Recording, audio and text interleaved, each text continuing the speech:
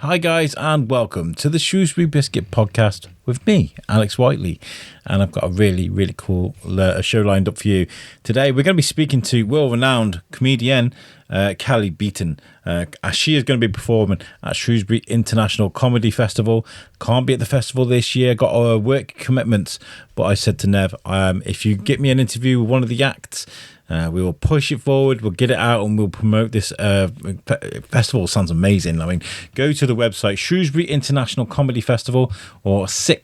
It's down as sickfest.co.uk. So the SICFEST.co.uk. Book your tickets. There's so many amazing comedians coming into Shrewsbury, and Callie is wonderful. You're gonna love this interview. But before I get into the interview, I want to sort of like catch you up with things I've been up to this weekend. I've been having a great time. We had family in from America, and we spent the weekend doing really cool things. I went to Lake Vyrnwy yesterday, which was a Saturday. We actually went to spread ashes of a loved one who passed away. Much love to Victoria Salmon, Timmy's great nan, who we called Gigi. We went to spread her ashes on Lake Vyrnwy. Now, if anybody knows anything about Lake Vyrnwy recently, the road all the way around the lake is closed. They had storm damage, I think it was in December. Trees were sort of rolled down the hill. It was, we got there, and they'd cordoned off the massive fences around. You couldn't go around to the picnic area on the left-hand side of the lake, which is where we've had plaques up from another family member. We lost the son of Victoria, Steve Salmon, so he wanted to spread the ashes off in the same place. So we found a boathouse, and Alan. A big shout out to Alan and to Amy, who come over from America. They was like, "Oh, come on, just jump in a canoe and canoe around," and we were like, yeah, don't know why not. So me, my mother-in-law and Timmy, Mini Biscuit, jumped in one boat, and Alan, Amy and Kaz, my wife, jumped in another. And I haven't canoed for a while. It's something I used to do when I was younger. I prefer a kayak. I like to be wrapped around it and be able to control the thing by myself. Being responsible for others is a thing, baby. Anyway, so we set off. It was about a mile, I think, up the lake, and my boat was doing all right. I had Timmy in the front, my mother-in-law, who's not great with the water, in the middle, and I was at the back, sort of powering things ahead and steering things. The water was getting really choppy. The wind started picking up, and we got this situation where we were paddling, but we weren't really going anywhere. And no matter what I did to try and steer the boat, it just kept spinning around, and then it would go on the side, and then the waves would hit the side of the boat, and we were wobbling. And I was like, oh my god, we got halfway where we were supposed to go, and we couldn't get any further. So the guy who run the boat place, he jumped in his boat, and he took us back. And so my wife, Alan and Amy, they went on to the picnic site. They completed their mission. They spread the ashes beautifully. They hung up the plaque on a tree because the picnic tables have all been moved from that area because of the damage.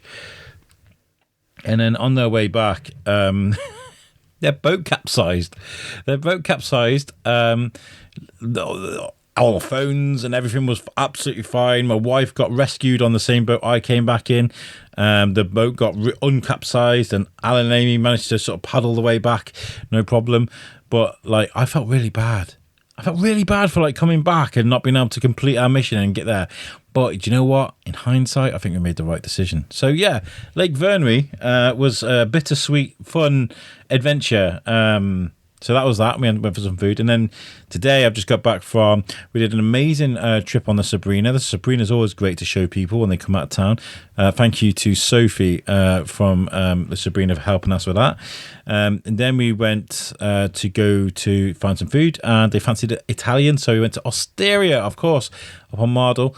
Amazing Italian food. We had some brilliant food. If you've never been to Osteria before, get in there. It's fantastic. It's really good food.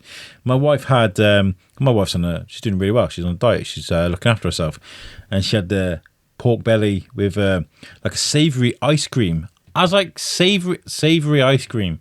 Among other things, my wife gave me a bite and it was amazing. This savoury ice cream sort of melts in your mouth and wraps around the food. And it's so good. So then we went to Osteria, and then we went to Number 61, which is a great place for handmade artist type things. Lynn Evans, of course, for the famous Lynn Evans, has her art there. And Tilly Tea Dance as well. Big shout out to Max Smith. She's wonderful at what she does. But Amy saw a piece of her work, and she loves sheep. Amy, she doesn't see them a lot in America where she is, so she was like, "Oh my God!" She found one of the Tilly Tea Dance little pictures that was been made. She bought one of them. Then we went for a walk around, and I showed them the history of Shrewsbury, all the old buildings. I was like a tour guide. You should have heard. Stan Sedman would have been proud of me. I was like, this building was built in this such, and this is Grope Lane, and I told them the original name for Grope Lane. Google it. I think Nigel Baker would have pat me on the back because I said it properly. I said it was Grope Lane, and I said it with venom. It was really cool. We did Fish Street and Butcher Road. It was really cool. There's nothing better than showing off your hometown when you're proud of it. So that's what I've been up to this weekend. Doing my bit. And hopefully Amy and Alan go back to America with fond memories of Shrewsbury. Anyway, that's me. On with the podcast. We've been talking for 6 minutes. This, ladies and gentlemen, is world-renowned comedian Callie Beaton. Enjoy. Yep, definitely recording started. I haven't used this in ages. I used to use this all the time, and since I've come back in here, they've changed all the settings. It all looks different. I'm like, where is this place? Ladies and gentlemen, welcome. Hopefully, as long as it's recording and you can save it, we're in business. Oh, I've got it recording on my mixer and on the computer as well. So we got fail safes on both sides. It's like you know what you're doing. Amazing. I know, it's incredible. Ladies and gentlemen, welcome to the Shrewsbury Biscuit. I'm Alex Whiteley, and I'm doing this podcast today on behalf of Shrewsbury International Comedy Festival. I've had chats all week with Nev Street, who's one of the co-organisers. Big shout out to Nev and Beth. And Nev has worked really hard to get this interview with today's guest. So thank you, Nev. He was like, make sure you do all your research, make sure you get everything in and plan it. And I was like, Nev, I'm the biscuit guy. I got this. So today, I'd like to introduce today's guest, which is Callie Beaton. Welcome to the show. Well, thank you for having me. You may need to re-record that, though, because it's Callie, not Carrie. No. I've looked at your TikTok. It's definitely Callie. I get it. That's a clever joke for someone who's just done his research and actually gone through all the social media. You've really done your research. Shall I explain what that is if anyone doesn't know why it's a joke? Yes, please, Callie Beaton. Thank you. You need me to. Let me woman-splain your joke. Yes, please do. Please do. What Alex is very humorously referring to Thank you. is, he's saying I didn't see it coming. Also, can I just also say, because the lovely listeners won't know, I've also managed to type in my name incorrectly on my own image for this recording. So we're doing really well here. But what Alex is referring to is the fact that I do lots of corporate speaking, and I turned up at an event, and there were the slides that I'd sent ahead, but they'd created a holding slide, and on it said Callie Beaton. So I very nicely said, my name's Callie. Could we just change it to Callie? And the guy running the tech desk was like, no, it's definitely Carrie. I said, no, it's me and it's Callie. And then he showed me an email where he'd been told to create a slide that said Carrie. So literally a man on a tech desk mansplained me my own name at my own event. So that is to what you very humorously referred, Alex. Well done. Thank you for coming on the show, Callie. My pleasure. I've seen this before, though. My mom is Alison with 2 L's, which is apparently is weird, right? Apparently everybody does 1 L in Alison. I don't know. I remember her having an argument with someone going, no, you're spelling your name wrong. And she was like, it's been that way all my life. It's so weird when we hear... Do you know, we'll tell your mum, first of all, she needs to buy my book, and second of all, that when I put out that reel, the reason I think that one went viral was because that, literally, not exaggerating, thousands of women posted saying, all my life, like women with like a name Alison with 2 L's, all my life I've had usually men, sorry, no offense, telling me how to spell my own name, telling me I pronounce my name incorrectly. So the reason it got traction was because like thousands of women were like, yeah, that's happened to me. Yeah. I don't know what it is about, I'm going to say we're blokes, because it's blokes that are just, I don't know what it is that we have to correct people. I really don't. I see it on Facebook all the time. Yeah, it's not all you. But it is always you. It's not all of us, but it is always. You're not allowed to say that, are you? You're not allowed to say it's not all of us, but in theory, it's too many of us. I can say not all men, but you can't. And that's what I love about your comedy, and I feel like there's a great tradition with female comedians that create content that other females or other women watching the show can relate to. Is that the backbone kind of your comedy and your writing? It's definitely the backbone of what I do on social media. And actually social media is where a lot of my comedy and my writing, my book writing starts out. So I quite often have an idea for something that just comes to me. And as you'll know, my content on social media is pretty rough and ready. That's the point of it. It's very authentic. I don't sort of script it, stage it, light it. I look however I look. I say whatever's going on. But I do think a lot of the stuff, sometimes if I put something out on the socials, and loads of people dive in on it and go, oh my God, yes, everyone treats me like I'm invisible or whatever it is. I think, oh, okay. Well, if there's thousands and thousands of women around the world saying this, they can relate to this, then that often gives me a bit of a steer to think, oh, that is worth me doing a bit more on that, or maybe I'll do some material on it. So, I mean, I think I write and say what is genuinely on my mind. I'm not trying to cynically target anyone. But yes, I think there aren't obviously loads. There are plenty of really brilliant female comedians in their 50s and beyond. So I'm not by any means, I'm not saying I'm brilliant, but I'm not by any means a lone wolf as an older female. Okay, thank you. You can say it, I can't. But there are lots of midlife comedians, female comedians. But what I would say is that even so, we're in the minority. So when we're on stage, particularly at gigs outside London gigs can be very young audiences, like more my kids' age than me. And they still obviously like my stuff. We have to be able to cater to all audiences. But whenever I get midlife female audiences, they do love what I'm doing because I'm telling their story as well. And I suppose when woman to woman, you can say to the younger generation, oh, it's coming. When I'm talking about menopause and things like, oh, you're going to be going through the same stuff we're going through. Don't you worry. It's coming. Well, also, I do think sometimes we make the mistake of thinking we want to see people on stage who are like ourselves. And actually, I also think we quite like to, much as people, you like to relate to someone who is a bit like you. Some of the most lovely responses I've had at my shows so far, I'm trialing out the tour show at the moment. And the heartland of my audience are women in their 30s, 40s and 50s. But obviously I have a much broader audience coming than that, not just the blokes that get dragged along, but there are also other, younger audience members. And whenever there have been young women in the rooms, there are always a handful of women in their 20s at my gigs. And they are often the ones who seek me out afterwards and go, oh my God, I think this stuff's really relevant to us as well. And certainly the book and the show are meant to massively celebrate and help empower women of all ages. It's not just women of my age. And I think the guys go with their wives. I mean, me and my wife have been together 14 years. We've been through it all together. Congratulations. I've never managed 14 years with anyone. She does. She deserves a medal. She really does. Especially with me and my foot. I think it's just shutting the hell up and letting them get on with it. And I think it goes in the other way as well. If I'm having a bit of a whinge about something, just let me get on with it. It'll simmer down. It's fine. And the same with her as well. She's having a bad day. I let her deal with that too. And I feel like it's just like letting each other get on with their own. I'm a podcast nerd, She's very supportive of that. My wife, she likes to travel. We go traveling. She organises all the holidays. I let her do that, She sounds. I think I might marry her when you're finished. She sounds fantastic. If we're going to Rhodes in August, and if somebody goes to me, where in Rhodes are you going? I'll be like, what? Ask the wife. She exactly. knows. I feel like I am a statistic in that sort of area because I think there's probably lots of guys in that area. But you know what?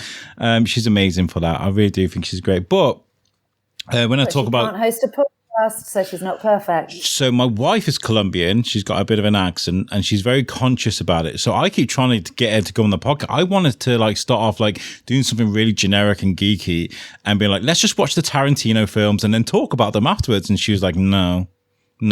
She hates her voice being on the microphone, but I love it. Does she? Oh, hopefully, will I meet her when I come up to the festival? Will she be at the I hope so. I'm speaking with Nev. So I have this really annoying thing that I have a full-time job as well as the podcast is crazy. So I'm actually working during the festival, but my co-host Vix is going to be about, and hopefully I can get my wife Kaz to do the show as well, so she can meet you. So if I'm not going to be there on a Sunday, what's your other job, Alex? I can't mention the company, but I make yogurt for. So it's weekday. So it's a kind of office hours. 4 on, 4 off. So I do 4 nights and then 4 off and then 4 okay. Well, I nights. Can't persuade you that you're not working a Sunday then. No. But we'll have a look. We'll have a look. If I can't be there, I'll definitely send Vix, my co-host, and my wife in my stead, and I'll get them to introduce them to you. Amazing. But like guys going to watch the shows with their wives and your shows with their wives, I guess they can laugh in sympathy at kind of the things going around their wives' lives. You know, you talk about menopause and how it affects the world around you. You got the women laughing, you got the guys laughing on behalf of their wives. Everyone's having a good time, right? Yeah, and it isn't just, I talk about menopause, I talk about midlife, but really what I talk about is challenging kind of what people assume about things. So there's not a person on earth, and there's not a person in any of my audiences who likes to be underestimated or misunderstood or have people assume things about them. Mm-hmm. So really what my act is going, do you know what? Let's just stop assuming things about people who aren't like us and let people create their own stories in the world. So the whole backbone of my book and my tour show, of which I'm doing an extract at your lovely comedy festival, is that it's for us I would sooner live my own imperfect story than the perfect version that society's written for me that I'm supposed to be living. So my show is really a celebration of all the stuff that doesn't go right, but also the joy of finding our own way in the world. And yes, that's seen through the eyes of me as a midlife woman who had an unexpected midlife reinvention. But really, it's a story that has mass appeal.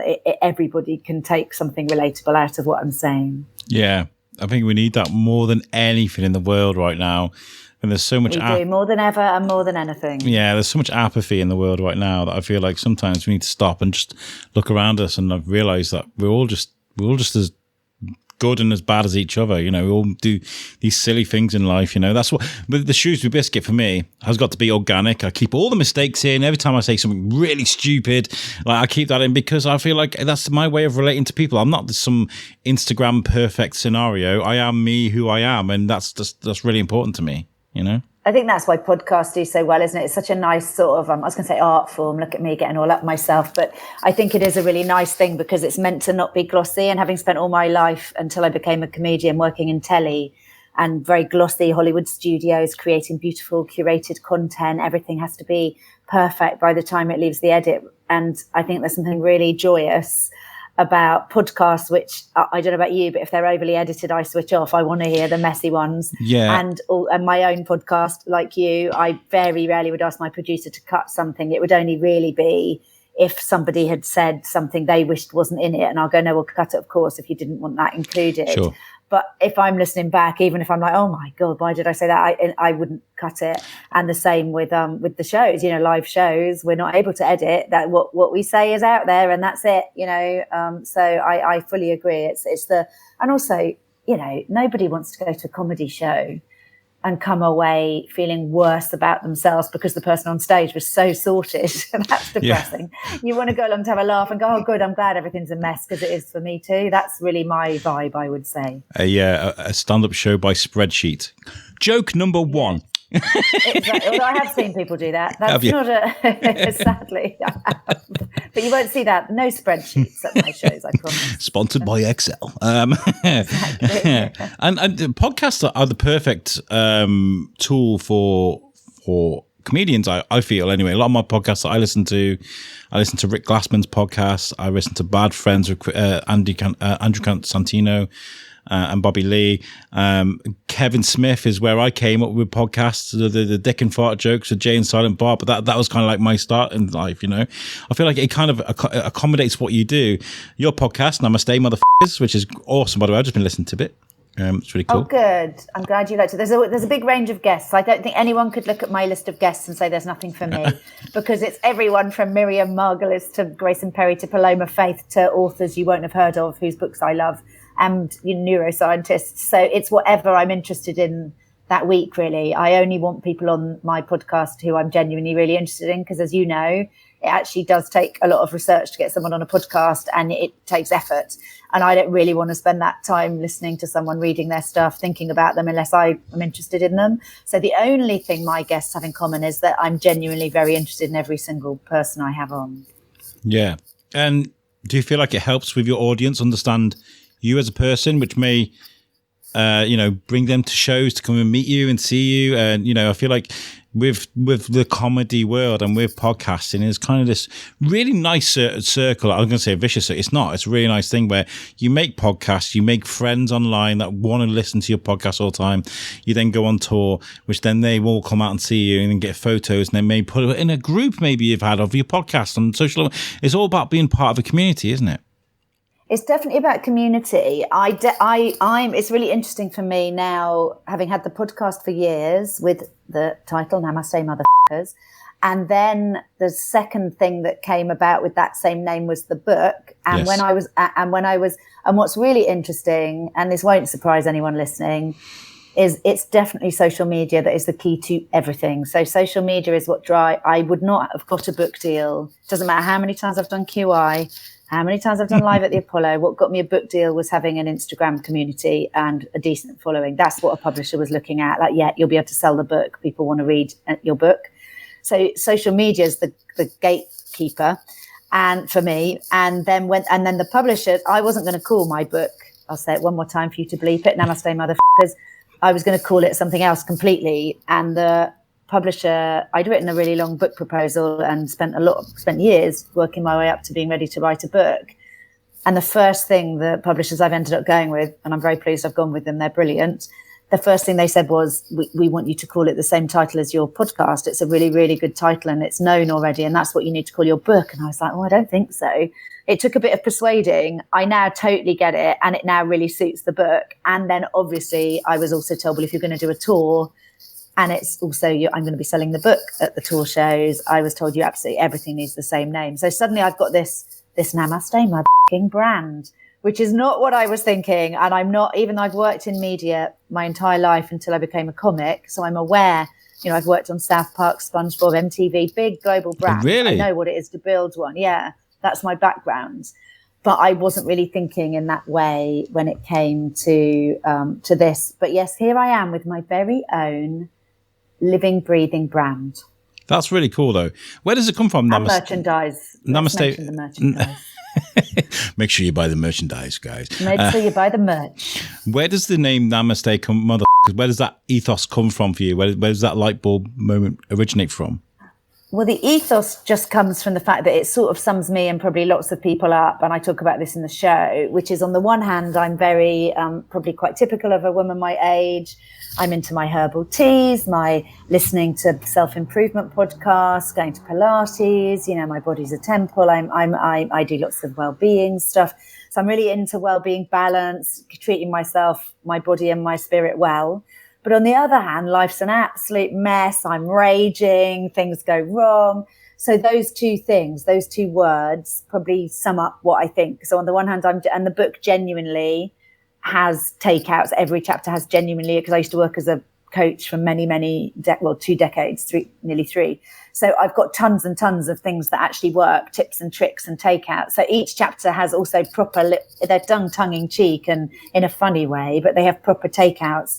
But I just thought I want to put everything together, the mess, the joy, the well-being.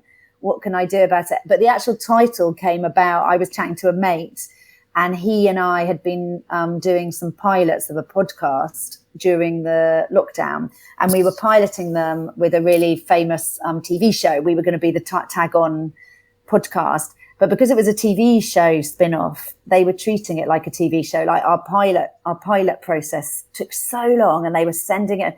And I was thinking increasingly, aren't podcasts meant to be just quick and dirty? And shouldn't I just be doing it by now? And in the end, I said to my co-host, who's a mate, he's a famous comedian, I said to him, would you mind if I just go off and do my own podcast? Because I'm getting sick of waiting. And he went, for sure. He said, what would you call it if you did one? And I went, I don't know, like Namaste Motherfckers.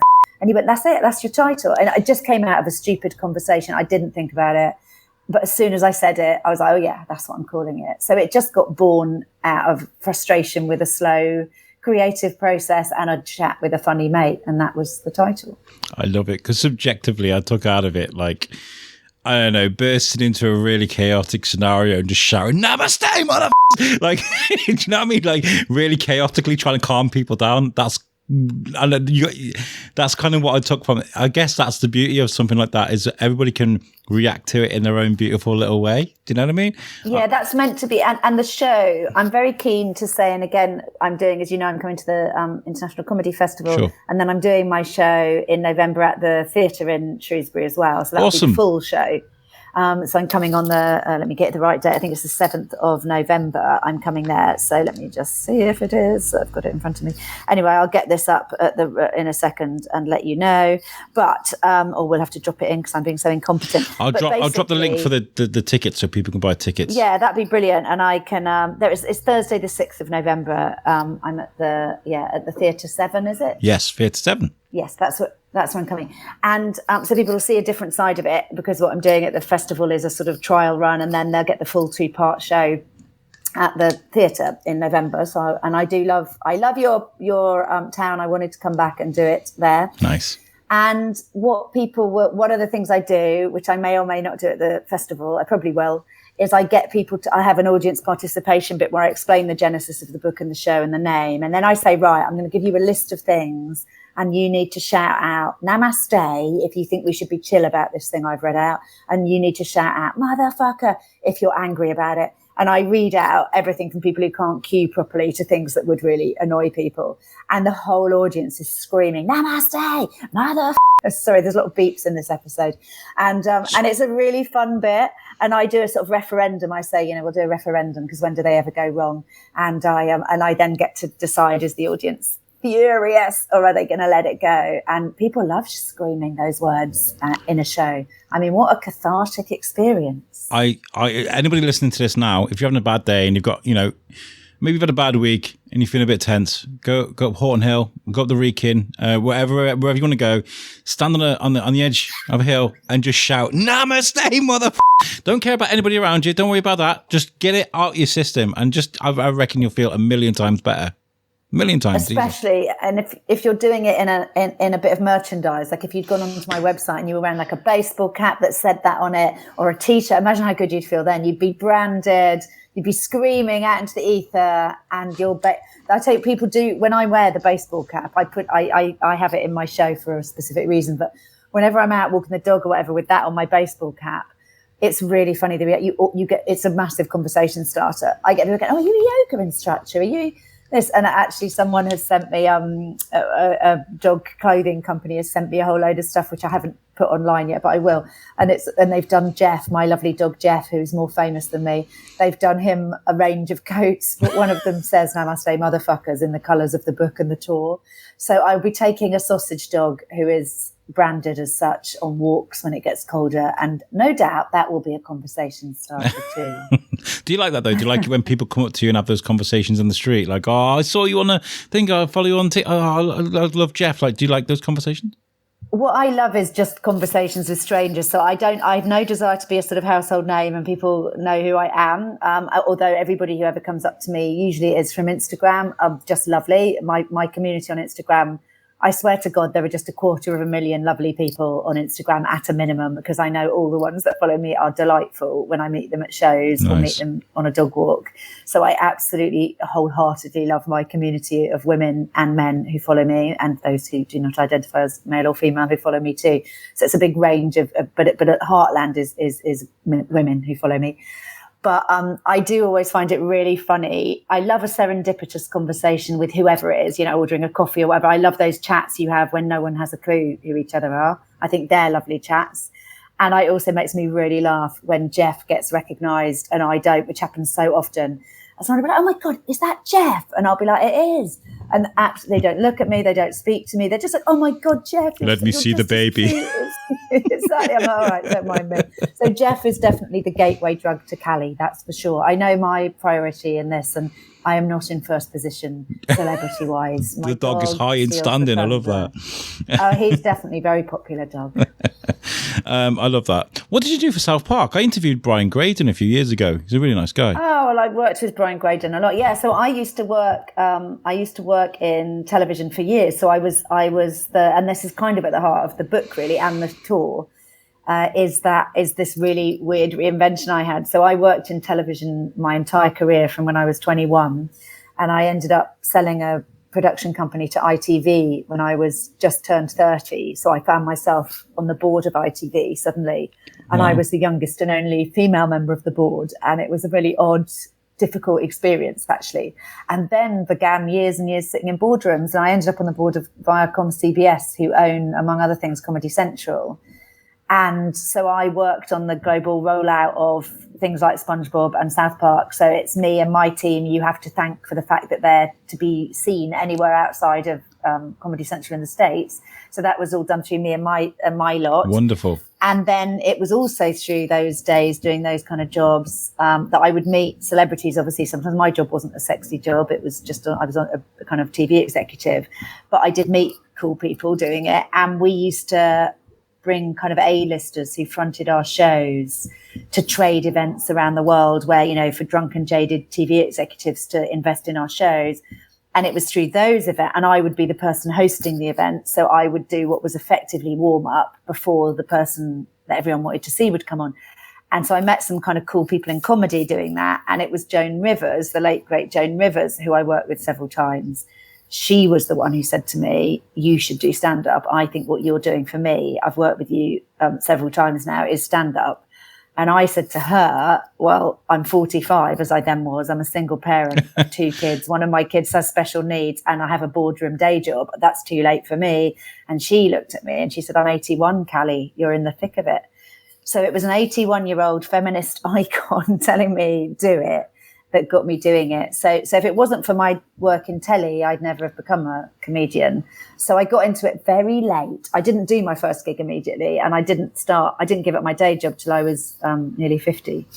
That's incredible. What an incredible setup for what goes on to become your own independent comedy career. I think that's really, because you must have seen people come and go. I mean, I remember these, because this was during the pandemic. I interviewed Brian and we were talking about, like, because Tom Bruno, my co-host in Vermont, was like, tell him why he killed MTV, tell him why he killed, ask him that. And I was like, we asked him, we had this conversation with Brian, and he was like, no, we gave people the choice. We gave them music channels, but we also gave them things like the Osbournes and things like that. They can choose to watch it or not. Turns out millions of people did. So they had this brave idea. But I guess in that process, loads of people came and went. So you probably saw the right way to do it and the wrong way to do it. I saw it all. Yeah. I worked for MTV. That's why I know Brian Graydon back in the day. So I first worked for MTV long before it was part of Viacom. So in the 90s, when it launched in 1981 in the States.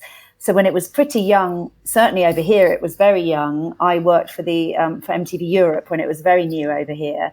And I worked for them for several years. And at the time, so I was shuttling back and forth between London and New York the whole time when MTV was a music broadcaster. Yeah. That's what it was. And then I was there when we did all the Beavis and Butthead and all the animation and all the reality shows like Road Rules and Real World. So I absolutely watched it from within, being a music broadcaster and then turning into something else.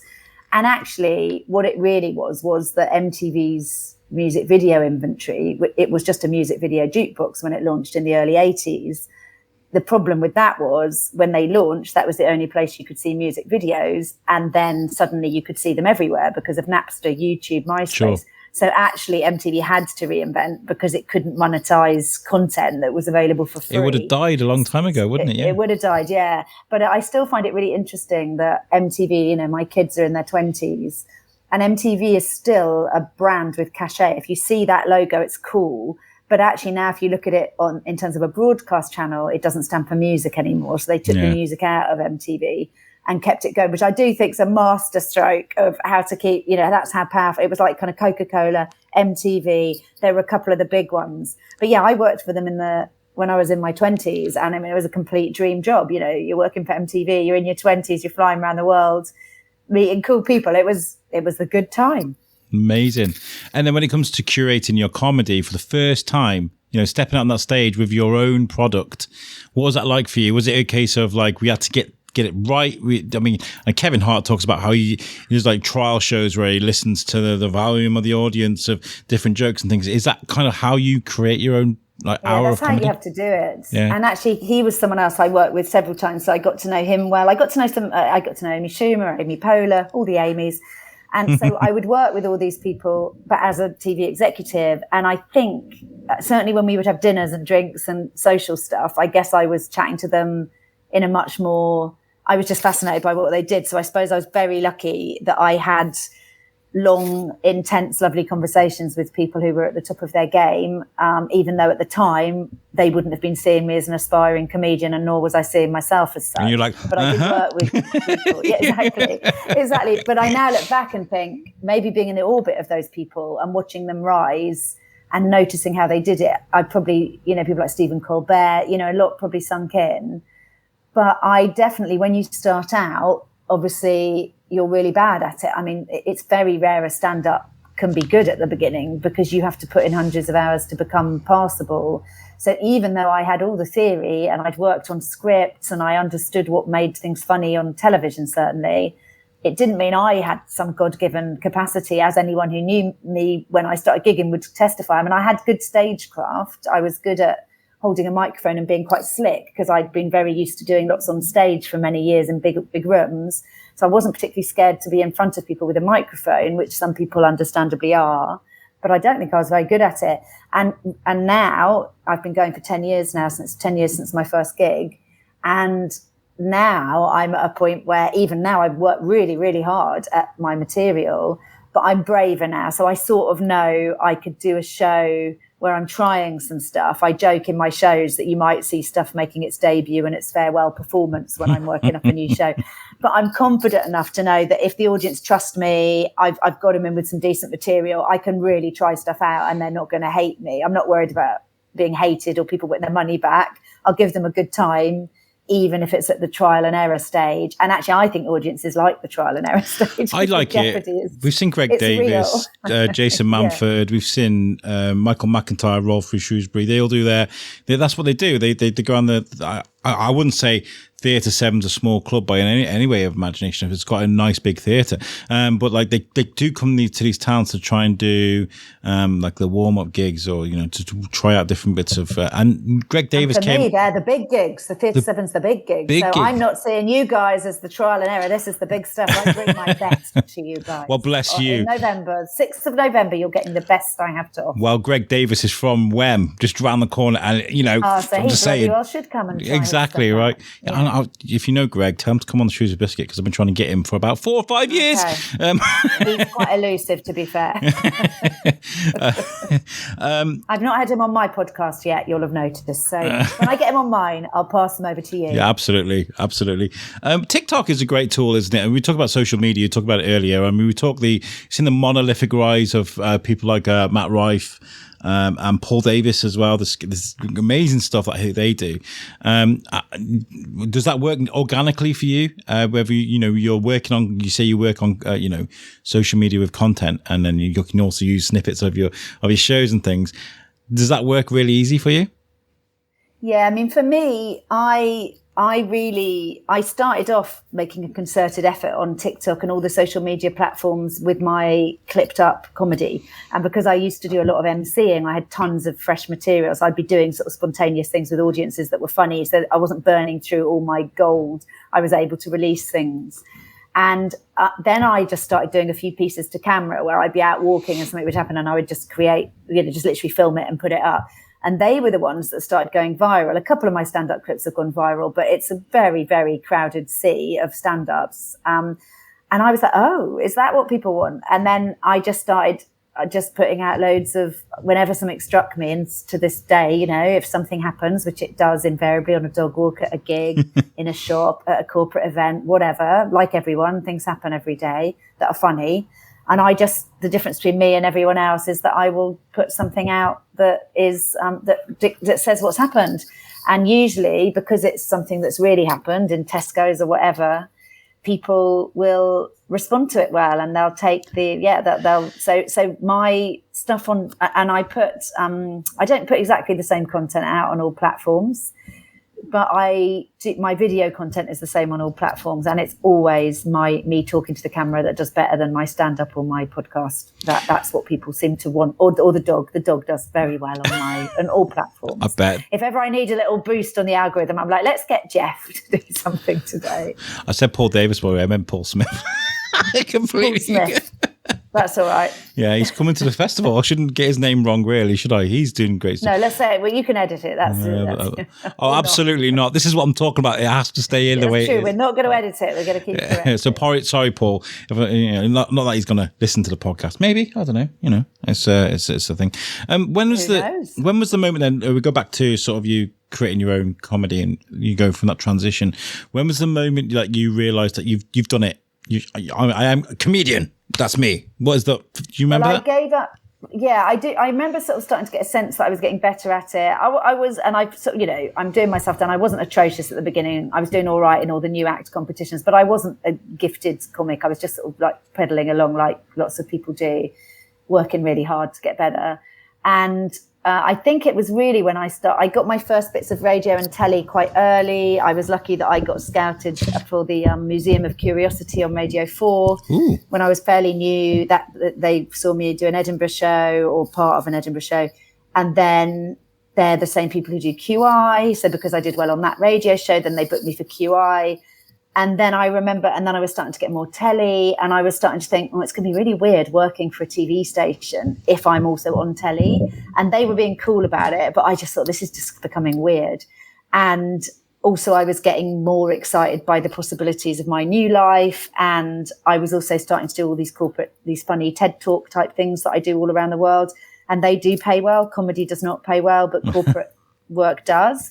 And I was like, between hosting awards, after dinner speeches, keynotes and comedy, I reckon I probably could make a fist of this. So yeah, it wasn't like I had a gig where I was like, I'm good enough now to make a living, because it's extremely hard to make a living as a comic. Even the absolute best comics they make their living usually out of massive tours. That's usually where the money is. Yeah. Telly doesn't pay as well as you think. Radio doesn't pay well. Films do pay well. So everyone's having a bit of a hustle. So yeah, it took me a good few years to jack in the day job and trade in, boardrooms for treading the boards. And it wasn't a sudden thing. It just crept up on me, really. I remember a big shout out to Lucy Orchard, a good friend of mine. We hosted the Weekly Bazaar together a few years ago on my old network, You Suck, US UK. It was really, really fun. We talked about the most bizarre news. Sorry, my mic's falling down again. We used to talk about the most floppy mics. It's a common problem, especially after 14 years of marriage. Yeah, she didn't hear that one. Don't buy mic stands off teaming. Lucy Orchard, we worked on the Weekly Bazaar together. It was a great fun show. The most ridiculous news stories that we'd find on Flipboard or whatever, we talk about on the show. And she was an aspiring comedian. She was doing amazing stuff, and we'd sit for like 2 or 3 hours just going over her content and I'd help her write jokes and stuff. We had the most amazing phone calls like that. And she was like, I do my life. She does she did a lot. It was during sort of the tail end of the pandemic, so she's doing like the live comedy stuff that people used to do, where they'd all have a few minutes to do a bit of comedy, and then and she'd go to a pub where people were drinking and stuff and try to do a bit of stand-up. But it's hard. I've done all of that. Yeah. That scene in Baby Reindeer, which isn't obviously the scene that sticks with most people, but the scene, well, not just the scene, but the scenes where he's starting out as a comic and he's in a pub in Edinburgh and it's a working pub and there's no stage and no one's there and no one's given him any equipment and no microphone, and he's still got to do a gig. That is hauntingly real for all of us as comedians. We have all done gigs like that. And you sort of can't not do that. If you're starting out, it doesn't matter that I'd been a senior vice president at Comedy Central in the US. No one cares. Am I funny? I've got to pay my dues in a spit and sawdust pub with no working microphone and a load of people who hate comedians, just like everyone else. And you sort of have to. It's just how you start. And indeed, even now, I did a gig last night that was definitely at the rough, tricky end of a gig. And you get gigs like that, and people have still paid to see you, and you can't blame the audience. You just got to turn up and give it a go. Try and give them a good night. I made a note of talking about tour and sort of like how that goes when you have the bad days. When you don't feel like being funny, or maybe you're not feeling very well, or maybe you had a shit show the night before. I don't know, whatever the way it goes. Like, how do you sort of motivate yourself through those days? Well, you're never as good as your best gig, and you're never as bad as your worst gig. And I think that's something we can apply to our entire lives, and it's really worth remembering. So if we're willing to let our skirts be blown up by people telling us we're amazing and starting to really get a bit of an ego on us, well, then the other side of that is when you have a bad gig, you're also going to think you're worth nothing. So I don't think I'm either. I don't think I'm outstanding, and I don't think I'm dreadful. I think I just am in a more healthy middle of the league. And I absolutely have gigs where I blow the roof off, and I have some gigs where it's harder. I've had gigs where I've had, we're like everyone else in the world. It's a job. So just like you've had to go to work when you've had some really bad news about your dad, or you've had a row with your wife, or you found out that your roof needs repairing. Oh, she told you, did she? But those things that we all have, it doesn't matter whether you're working on the checkout or you're standing on stage at Live at the Apollo. We're all trying to juggle life and work. And for us, it's not harder than other people's jobs when we've had stuff going on. And you could say it's easier because we could get a holiday from ourselves for 20 minutes in front of a microphone. But you do have to turn up sometimes when you've had a tricky phone conversation or some bad news, and you've still got to make everyone laugh. Sure. And what you don't do, say it on stage, because it just isn't funny. So if I turned up on stage and said, oh, my dad's just had a cancer diagnosis and I'm a bit emotional, but I'm going to still give you a good night, everyone would be so worried for me and my dad, they wouldn't laugh. So you can't bring it in, really. You can once it's part of your life and you've found a way to make it funny. So I could do material that involved my dad's having cancer that I've worked through and is funny, but you can't turn up on the night and say you can say you're having a shit day if it's minor, the roads were shut, and why have you got the mini roundabout in the village? Why has it got oil spilt on it? But you can't really go in with, I'm having an existential crisis, but let's have a laugh. It's tricky. I think people like having a roasted of their town in their town. I mean, do you have to gauge that a little bit? Because sometimes you have to be extra nice to a place. Sometimes you can poke a little fun. I remember I went to watch Ross Noble, one of my favourites of all time. He's so brilliant. Ross. And he is someone who was just about born funny. I think he really does he just is funny. He does work really hard at it, but he could just turn up and do 2 hours and be really funny. Yeah. Without having to sweat it for weeks. Most of us couldn't. He's a randomist comedian. He labels himself as that. And what we normally do is you'd put stuff on stage and then he'd pick it up and he'd do 5 minutes on whatever you've left on stage. It's brilliant. I am in awe. And we were in Telford, our rival town, in Oakengates, and he was like, oh, I'm going to throw Shrewsbury Biscuits in the crowd. And nobody reacted. And they were like, what, you don't know that your rival town's got a biscuit named after it? And that is where this podcast gets its name from, because I'm spitting knowledge about the town that I sort of moved to and fell in love with. I don't know about the town. It's a metaphor, right? But it's that kind of, he knew he could probably say that in Telford and get away with it, but there's certain towns you probably couldn't. You probably couldn't go to Sunderland and make Newcastle jokes, for example. You know what I mean? Well, I think with all of it, whether it's about the town or it's your subject matter, you have the right to take the mickey when it's something that where you've got skin in the game. So I could take the mickey out of North London because I live in North London. If someone came to not that I would be offended if someone came to North London and started joking about stereotypes, but I think when you're in the demographic, I could make jokes about menopausal women and stereotypes about menopausal women, and that would be fine. But if you went on stage and did that, that wouldn't be fine, because you're not, you sort of earn your stripes because you're from there. So I'm very careful when I go to a new place. I will do my research. I say my research, I'll ask around tech desk and in the village during the day or whatever, or the town. I'll sort of say, I'll try and get a bit of a sense if there's a funny thing that everyone knows about the town. I love it if there's rivalry, like you just said, with another town. I always want to know that because that is funny. And there's sometimes stuff you can do like that. Yeah. But I think you don't want to punch down to the place you are or the people in the place. I want people to leave my gigs feeling better about themselves and better about where they live, not me coming in from London going, oh gosh, well, you don't seem to have a Nando's or whatever it is. I mean, that's just not very nice and it's not very respectful. So I try and... Where's your Waitrose? Exactly. I try and celebrate the places who are kind enough to let me perform rather than take the mickey. I was going to say, everybody's got their... Right, so this is going to sound really bad, Shropshire, and I'm really sorry, but you know what I'm talking about, but everybody has a Broseley, right? And by the way, Broseley's a lovely town.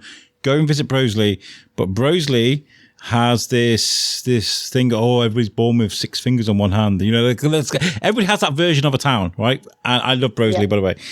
Do you ever try and find out which version of that town is? Like, do you know what I mean? I always try and find it out because I have a couple of gags that would really helps me. So when you say it, people groan or laugh in the yeah. So you know they can't. But I mean, this is a very cliche. You know, Norfolk, everyone's into whatever incest because it's Norfolk, and it's like, well, that's not very fair. That's not very fair on Norfolk, and they must be kind of sick of it. But equally, you're very reliant on who tells you it. Last night, I did a gig in Braintree, and I said, "Oh, what would the place be that in Braintree you would take the mickey out of?" And they said, "Well, it's always us. Like everyone else takes the mickey out of us."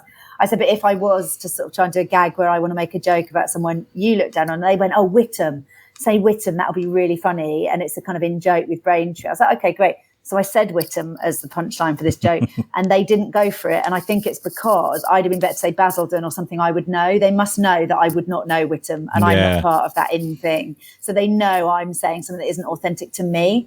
So you've also got to say something that is something you might know. With conviction as well. Yeah. So I think my Whittam went down like a damp squib because I didn't know what or where Whittam was. So fair enough.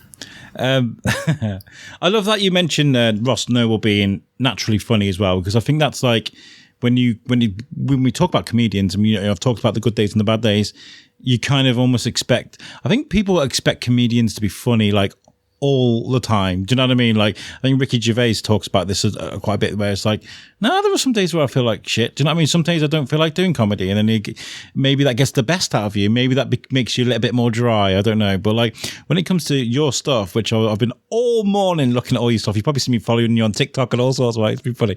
But like, you're a natural storyteller, and you tell your stories in such an organic and fun way. It must be a really handy tool to just be that open and organic and just be able to just pull these things out the air, right? Well, it's definitely, I mean, the thing that ties together everything I do, from podcast to corporate speaking to what I do on my tour and what I've done in my book, is storytelling. That is the common thread in everything I do. And everyone loves a good story, don't they? So in my tour show, in the actual one that I'll be doing in your lovely town in November, but I'll be doing a little version of at the festival, I read from my book. So there's quite a lot of book reading in it, lovely bits from the book, some of which are funny. So it's still funny. But everyone has said to me, oh, I love this being read to. So me just sitting with the book for some of it, not all of it by any means, and just reading little bits. People are like, oh, it's really nice being told a story. So, that's the evolution of the species, isn't it? We all love a story. I love telling stories. I love hearing stories. But crucially, what I would say about my shows are I bring in other people's stories. I do lots with the crowd. I'm genuinely very interested. And I am absolutely convinced that my stories are no more interesting than any other person in the room's stories, especially women my age. Show me another 56-year-old woman who does not have a good story in her, and I will tell you're lying, because they do. So I am definitely not the most remarkable midlife woman in any of the rooms I perform in. My audience are remarkable, and I love my audiences. That's why I love the podcast. People are so fascinating, aren't they? Everyone's fascinating. If you get stuck on a broken down train with whoever's next to you, they will have a fascinating story if you're willing to listen. Everyone has fascinating stories. I love that. The human experience. And that's compassion, and that's brilliant, because, I get in the media game, I guess, especially in this like sort of Instagram, TikTok era, there's a lot of narcissism and a lot of me. There's a few people combating that in a brilliant way. And, there are Joey Swall, for example, will call out people for bad gym behavior, things like that. And I love that, because that shows that there are warriors out there doing it. But I feel like sometimes, you talk about, I feel like when you come to a show and you've had a bad day, sometimes you just want to switch off. You talk about, I don't want to go on stage and talk about my problems and things that I've had. That's because you've got to I think everybody just wants to switch off. Like, life is just, and then I'm enthralled into the show. This is it. This is for the next hour. It's a holiday from life, isn't it? That's what it is. Yeah, it is. And also, I even when I do emceeing in big clubs or my act in big clubs, and you're doing crowd work and you're obviously trying to be funny and sharp and quick, and it's tempting to punch down to people because that does get a laugh. But actually, I really do strongly think no one's got any money right now, right? So anyone who's kind enough to not only invest in a ticket to see me, but sort out babysitter, dog care, whatever it is, someone to water the garden, whatever they need. So everyone's made a massive effort to come, and it's really hard to commit to something like that. And I always think if someone's generous enough to give me that time and a ticket price, let me, for goodness sake, try and help them leave the experience feeling really happy they came. I would be mortified if anyone left my gig going, oh my God, she just took the mickey out of me all night. It was awful and I was embarrassed and my whole family are going to tease me forever. Unless it was in good spirit and it was a lovely anecdote forever, I wouldn't want them to have it. So I mean, maybe that's just my life phase as well. You know, I'm a force for good, I hope. I'm a kindly 56-year-old woman, and I want people to have a really good laugh, and I want them to feel really good about themselves at my shows. And some people vie for that attention though, don't they? Do you get a lot of hecklers? Do you get a lot of people like... Yeah, I get plenty of hecklers. I get plenty of odd things that happen, but everyone does. You know, I get funny odd things, not pleasant odd things. That's the nature. If you're out working at night, meeting people on and off stage, some weird stuff happens, you know, from stalkers to abusive people to whatever. But humanity as a whole is a very positive, good thing, and which I love. Those few outliers, who cares? You know, they're not the story. I think we need that positivity at the moment, which is why, I mean, I always do research into my guests anyway, but I love interviewing comedians because the content is like naturally funny. But like with you, there's like this aura of like compassion and positivity. Cause like when you're talking about, the menopause and the life of a woman and the midlife stuff, I feel like you are offering an olive branch to other women to kind of, sort of get on a level with you, or you get on a level with them. And I think there is a lot of compassion in that, but that's, again, naturally funny. That's really great. Well, I think it's just, it's like, don't worry, I'm going through it too. And my vibe on stage is, if I can do this, you can do it. Don't worry about it. So I never would want to be up there like, oh, look at me. And if you're really brave, one day you might be a bit more like me. Mine's definitely more like, nah, I'm a hot mess. I'm fitting the wheels while I fly the plane. I'm sure you are too. Let's go on a bit of a journey together. Will you still think I'm a lovely comedian if I tell you I have a hard out in about 3 minutes? A what? Sorry, I've got a hard out in about 3 minutes. I've got to be on another thing at 3. No, that's absolutely fine. Listen, wrap up with a nice story, because I don't want to suddenly abruptly. You may or may not want no. And what I don't I'll do want to is suddenly abruptly be like, anyway, bye. Goodbye. No, that's absolutely fine. You've done amazing just by being here today, and we'll tidy this up with a nice outro afterwards. But let's spend those 3 minutes try and tell people about your book, where they can get it, and see if we can sell some copies for you, Sell some books. Well, I will be bringing my books, and sadly not to the festival when I'm up on the 13th of July, but I will be bringing them up in November. So I do a meet and greet and signing after the show at the Theatre 7. So I will be there with books. But the book is out on the 31st of July. You've heard the title, but let's say it again. It's Namaste Motherfckers. It is a manifesto for the unapologetic empowerment and reinvention of women, all women. So if you've ever known a woman, are married to a woman, were given birth to by a woman, this book is very relevant to you. And it's about possibility, radical reinvention. It's fun, it's funny. And like I said, it's got tons of takeouts. So like if you suffer from imposter syndrome, or you want to know how to do a presentation at work, or you want to know how not to have negative thoughts about yourself, or whatever it is, there's tons of takeouts in it. So it's quite practical as well. And it hugely helps me if you know you're going to buy my book, and it's out in hardback and also audiobook. I recorded the audiobook myself. So if you buy the audiobook, it's me. And I loved recording it, but it massively helps us as authors. Listen to me calling myself an author. It massively helps us if you pre-order. So if you know you're going to buy it before the 31st of July. And buy it before you buy it. Make a splash. But yeah, buy it before you buy it. And and I'm really, really proud of it. In fact, I can grab a copy, so you could do a screenshot of me holding a copy. Oh, let's do it. I'm going to grab it. One moment.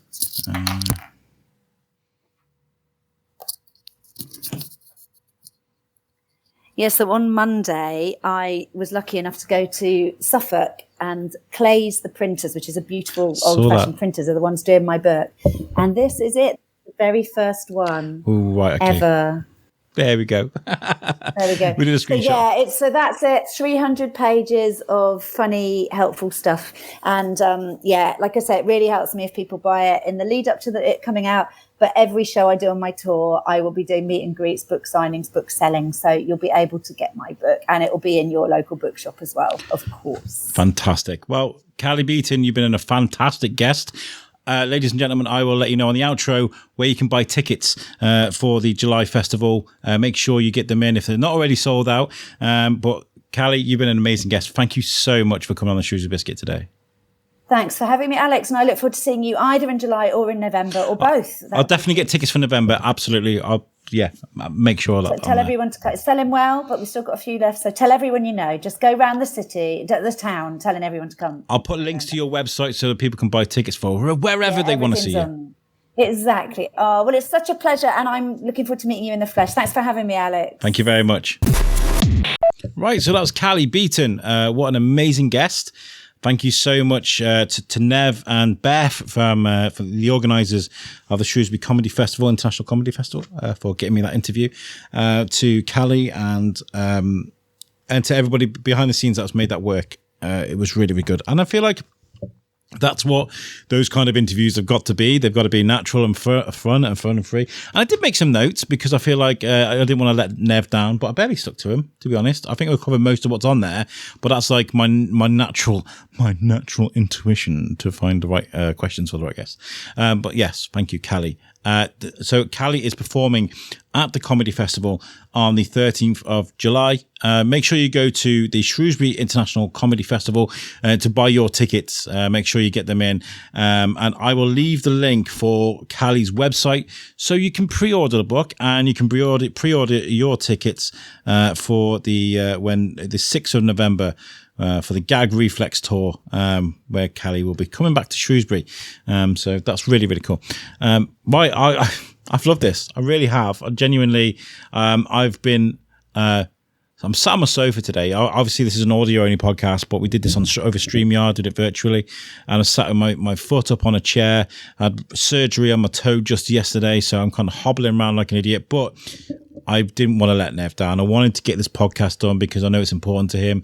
And me and him have worked together so many times that, you know, he's become a friend in this crazy world that we live in. So I hope you enjoy this. I'm pushing this ahead of everything else on the podcast. You may be, So also, I think I need to add that the UK proms content has taken a bit of a nasty curveball because we did it in 2 days. Obviously, the UK proms. The first day I was there. We did some great interviews, and then I gave the podcast to Timmy to carry on while I was working, and he got some great interviews with musicians and singers, and including TV's Rob Rinder. And then as I've come to transfer the audio over to my laptop, the second day has just disappeared.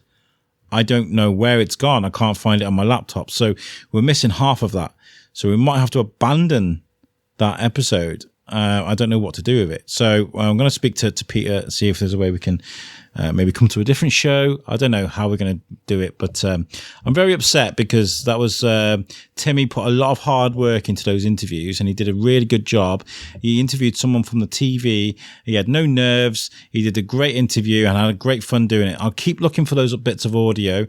But it's looking to me like they've either corrupted or I've lost them on transit. These things do happen sometimes because I transfer my audio from my microphone, my H6, onto my laptop. And if like there's a crash or something whilst they're uploading, these things can go missing. So I'll look for it. UK proms, I will continue to work with, but that content from that weekend is looking a bit dubious. So the next episode you'll be listening to is our coverage of Shrewsbury Food Festival. But yeah, thank you for tuning into this episode. If this is your first time listening to the Shrewsbury Biscuit podcast, make sure you give us a follow on social media. We're on Facebook, Instagram, TikTok. And, you know, you can find everything you need to know about me and the podcast and Vix at the shrewsburybiscuitpodcast.co.uk. That's a website made for us by our friends at Web Orchard. If you need a website for anything that you do, if you're running a business, if you're a comedian, or if you've got a podcast, or if you've got a band, whatever it is, Web Orchard will make the perfect website for you. So make sure you check out the Web Orchard. Right, I'm going to get out of here. This has been awesome. It's very hot, and I couldn't have a fan in the background because I didn't want to ruin the audio. So I'm going to peel myself off the sofa, hop along, and find a fan to stand in front of. So, yeah, thanks for tuning in, guys, and peace out. Catch you at the next one.